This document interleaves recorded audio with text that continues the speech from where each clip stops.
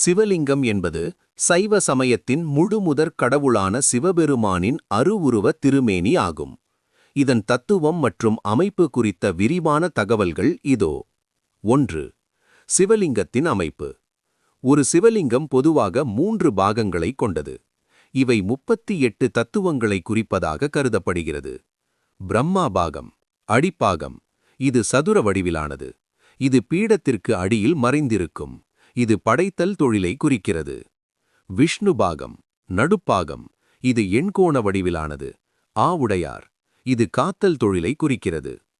ருத்ரபாகம், மேற்பாகம். இது உருளை வடிவிலானது. லிங்கம்.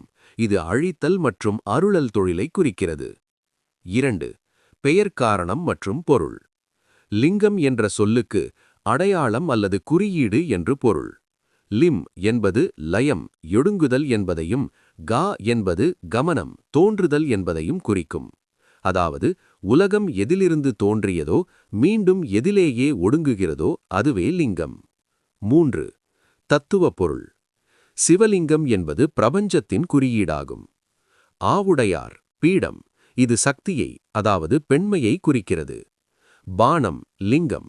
இது சிவத்தை, அதாவது ஆண்மையை குறிக்கிறது. சிவனும் சக்தியும் இணைந்தே உலகத்தை இயக்குகிறார்கள் என்பதை இது உணர்த்துகிறது. 4. சிவலிங்க வலைகள். லிங்கங்கள் அவை உருவாகும் விதம் மற்றும் வழிபாட்டு முறையை பொறுத்து பல வகைப்படும். சுயம்புலிங்கம், இயற்கையாகவே தோன்றியவை. எடுத்துக்காட்டு திருவண்ணாமலை, திருவாரூர்.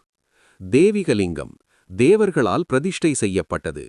மானுடலிங்கம், மனிதர்களால் செதுக்கி பிரதிஷ்டை செய்யப்பட்டது.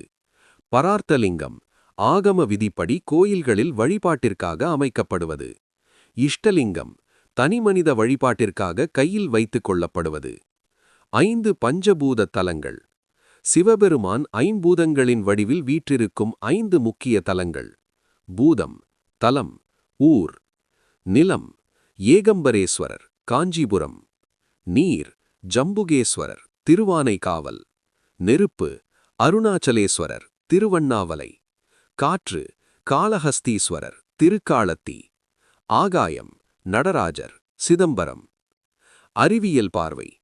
அறிவியல் ரீதியாக பார்த்தால் சிவலிங்கத்தின் அமைப்பு ஒரு அணுவின் கட்டமைப்பை ஒத்து இருப்பதாக பல ஆராய்ச்சியாளர்கள் கருதுகின்றனர். இது எல்லையற்ற ஆற்றலின் குறியீடாக பார்க்கப்படுகிறது.